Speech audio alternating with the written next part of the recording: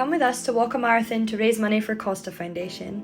We started off our day at 6 a.m. by getting the breakfast bap and coffee deal from Costathon.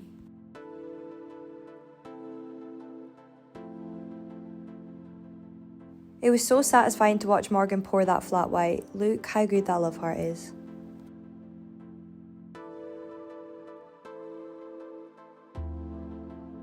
I sat in the cafe to enjoy the coffee before it was time to leave. Our marathon started at 6:25 when we left Bridget to walk the first 10 miles to West Hill. Myself and Robin decided to take our baps for the road. We did stop to put on some sun cream because it was very hot. We walked along some lovely roads on the way to West Hill, and as you can see, even at this time in the morning, we were having so much fun. Honestly, I think we should have kept this skipping going the whole time.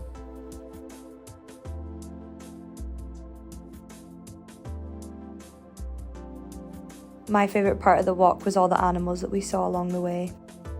We had to take a quick stop at Aberdeen's training grounds just to praise them for the win this season, and then we had to help Finlay get back up to get back on the road. We arrived at West Hill just after 10 o'clock and it was super busy in the cafe. As you can see, we'd already done over 18 kilometres and it was so warm outside, so we decided to order some mango and passion fruit coolers to cool us down. Here's us having a little cheers and enjoying our coolers from a 0.5 angle. At 11 o'clock I resumed my watch and we started our walk towards Cults. We had a quick Barocca break, which is quite satisfying to watch actually. Of course we had another little pit stop to look at these cute sheep. We then put some music on and basically danced our whole way to Cults.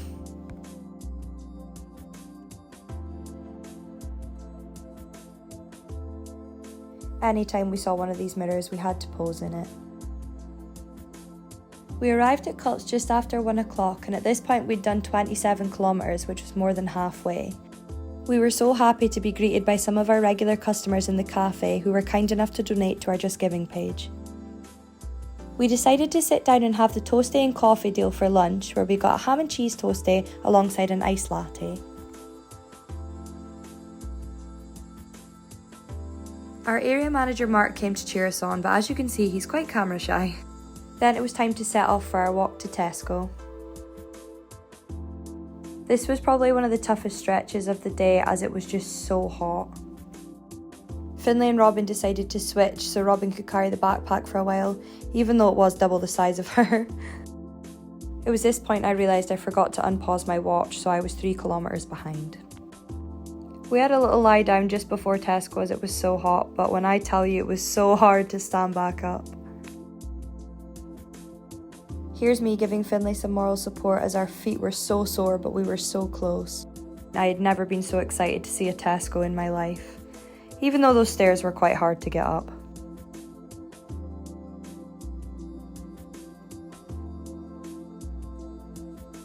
It was around 3:30 that we arrived, so we decided to get the muffin and coffee deal, and Gemma made us the most beautiful flat white. They also gave us some delicious Krispy Kreme donuts, and there's Finlay enjoying his muffin. I nipped into Tesco to get some bandages to wrap up my feet before we made our way to Barryden. We arrived at Barryden and unfortunately we had to climb some more stairs, but we were lucky enough that some of our customers were waiting for us to cheer us on.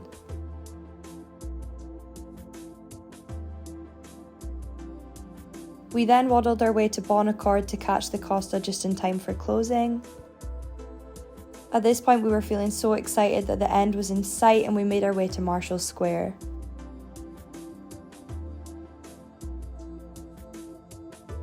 We then left town and made our way for the beach, always looking left and right before crossing, and me and Finlay decided to run for a little bit. I'm not entirely sure why.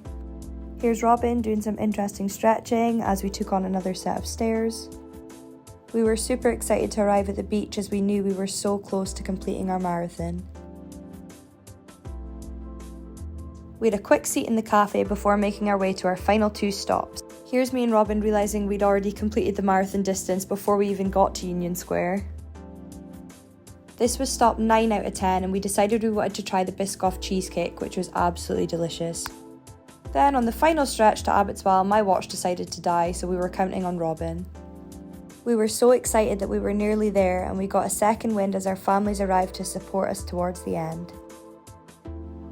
And here we are arriving at Abbotswell, getting supported by the staff as we ran across the finish line.